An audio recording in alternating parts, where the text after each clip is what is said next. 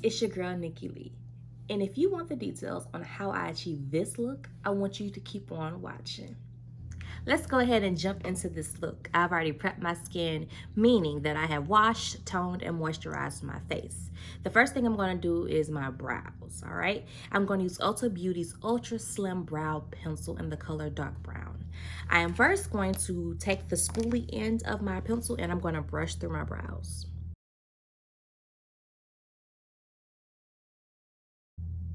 Next, I'm going to take my pencil end and I'm going to draw an outline.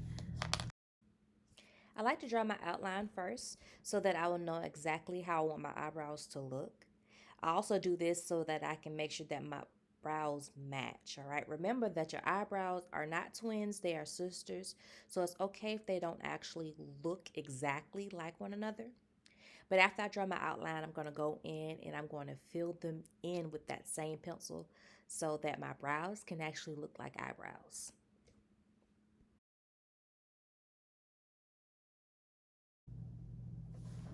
After filling my brows in, I'm going to go back in with that spoolie end and I'm going to brush through them. Brushing your brows at the end helps you to distribute the product evenly. It also helps get rid of those harsh lines that you may have had when you were drawing your outline or filling them in. Overall, it makes your brow look more natural and not drawn. After filling in my brows, I'm going to go back in with the concealer just to clean up any mistakes that I might have made and to also provide my eyes with a base for my shadow. I'm going to be using Milani's Conceal and Perfect in the color Deep Tan. When applying that concealer to the bottom portion of your brow, please make sure that you're using small, short strokes. You don't want to make a mistake and mess around and get that concealer into your brow, and then you have to go back and fix that brow. All right. Also, remember to bring that concealer down to your lid because this will also be your base for your eyeshadow. After applying my concealer under my brow, I'm going to go in and I'm going to blend that out all over my lid. As you're blending that concealer out onto your lid, make sure that you're moving very carefully, especially when you get closer to your brow. You do not want to get concealer into that brow that you work so hard to achieve, okay? Also, make sure that you're blending that concealer over your entire lid. This is going to be the base for our eyeshadow. We want that eyeshadow to have staying power, and we also want those colors to be seen, all right? So make sure you conceal and you blend, blend, blend, blend, blend. All right, so to achieve this look today, I'm going to be using two different Morphe palettes. The first palette that I'm going to use is the James Charles palette.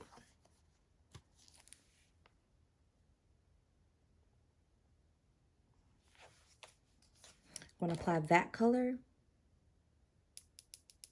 to my crease. For this look, I'm swiping that color on, but typically you would pat your color on and then blend it out. Now I'm going to hop over to my go-to everyday Morphe palette, which is the 9T Neutral Territory, and I'm just going to use this brown. I'm just going to plop that on top. Now I'm patting that brown onto my crease, and then I'm going to blend it out. The reason why I added this brown is because I really didn't get that brown color that I was looking for from that first shadow.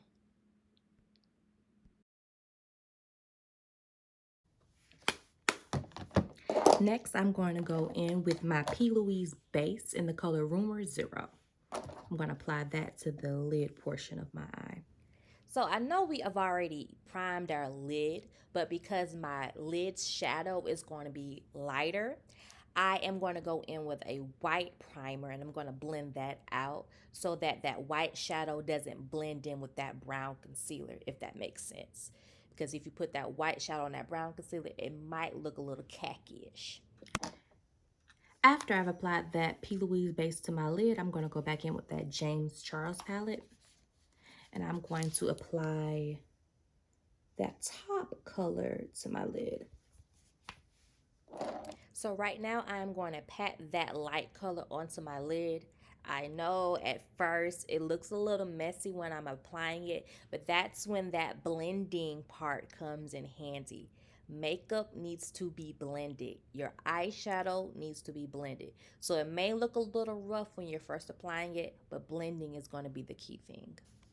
After I have applied that, I'm going to go back in with that fluffy brush from earlier, and I'm going to just add back the color that I might have taken away with that lid color. Remember, blending is key.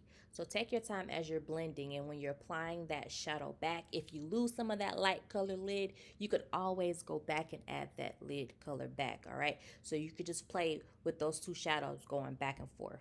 Just blend until you like it. Now that I finished with my eyes, I'm going to go in now with my Double Take liner by Tarte, and I'm going to line my top line. This liner is so bomb, y'all. It's the Double Take by Tarte, and it has two ends. You have the liquid side like I'm using now, and then the other end is the pencil end. But when you are applying any type of liner, make sure that you're taking your time and that you are applying your liner in small, short strokes. Apply my lashes off camera. I'll do that. All right, so now that we've done our brows and our eyes, we're gonna move on to our face now. All right, so I'm going to start with my primer, and I'm going to use my Revolution Pros Hydra Matte Primer.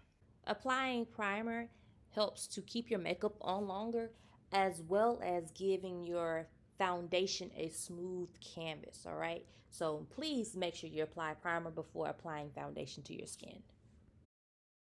While that primer is drying, I'm going to go ahead and I'm going to conceal the top part of my brows using that same concealer that I use under my brows. Y'all remember when I told you to be careful when applying that concealer under your brows? That same thing applies here. Please be careful when you're applying that concealer at the top of your brows as well. Okay, you don't want to get any concealer into your brows. And then brush some of that concealer towards the top of your forehead, all right? You want to brush it up. Now I'm going to use a brush to blend that out. I cannot emphasize blending enough. It is very, very, very, very, very important that you blend out your concealer, your shadows, your foundation, okay? Getting rid of those harsh lines, all right? We don't want to be out here scaring these people in the streets.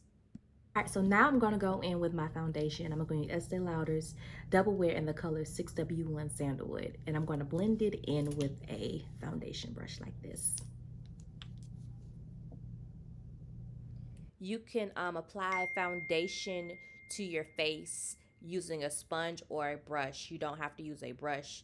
I do not recommend pumping it onto your face, or you might make a mistake and get some on your shirt like I did during this video. Now, after I've applied my foundation, I'm going to use my contour stick by Black Radiance to contour my face. When contouring your face, you want to use a concealer that is at least 1 to 2 shades darker than your actual foundation that you applied. You want to apply that around your face. You want to create shadows that will make your face look slimmer. After applying my contour, I'm now going to go in with Milani's Conceal and Perfect concealer, but this time I'm going to use the color Natural Sand. And I'm going to highlight under my eye, the bridge of my nose, a little bit of my forehead, and a little bit of my chin. Highlighting is going to be the exact opposite of what you did to contour. Whereas contouring was creating those shadows, the highlighting portion of your face is where that light is going to hit and to make it pop and to make it brighter. So I'm going to use a concealer that is 1 to 2 shades lighter than my foundation. Okay, next step is to blend out that contour. So I'm going to go in and I'm going to start blending it out. When you are blending out that contour, make sure that you're taking your time and you're patting it and blending it in so that you don't move that contour out of its spot.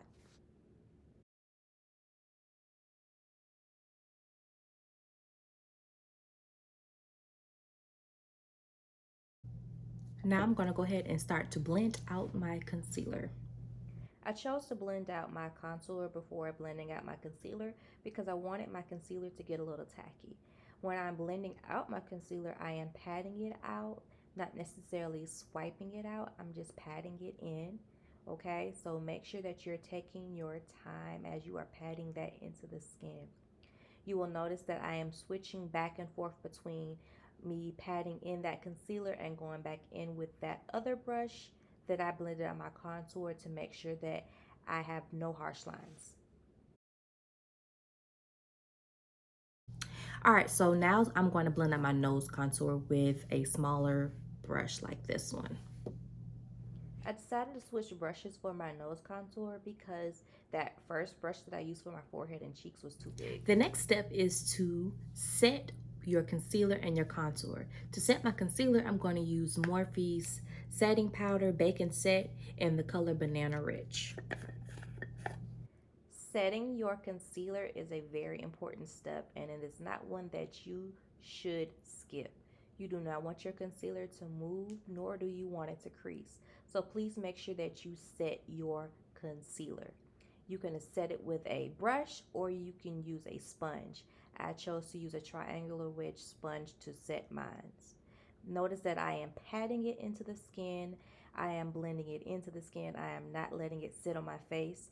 When you let your powder sit on your face, that would be what we call baking. I'm strictly just setting that powder into the skin. Now to set my contour, I'm going to use this Glow palette by Revolution Pro, and it's in the color Deep. To apply this bronzer, I'm actually using that same brush I used before to blend out that contour. I'm also using this product lightly because it is darker than I needed it to actually be. Now I'm going to go in and add some blush. I'm applying that blush lightly right above where I applied that bronzer. After I've applied my blush, I'm going to go in with a baked bronzer, and I'm going to use a fan brush to apply. You can also use a highlighter for this. You can apply this at the top of your cheekbones, as well as the tip of your nose, between your eyes, and on your brow bones, just to give you that extra. All right, so now I'm going to line my lips. I'm not going to even lie to y'all. This is my actual second time filming this part. The first time I had a red lip, I didn't really care for it. So now I'm going to go back in with a brown liner, and I'm just going to line my lips with this dark brown liner. You can choose to have your liner thick or you can have it thin. I'm just going to line my lips and then fill them in just a tad bit and go back in with a Butter Gloss by NYX. After I've lined my lips, I'm going to go in with the Butter Gloss.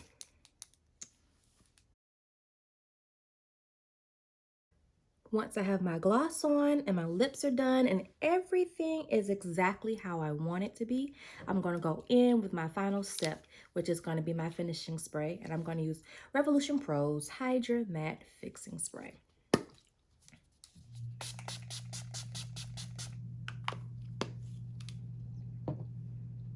To help set that in, I'm actually going to press that in with a beauty blender. Pressing that spray in helps it to dry faster too.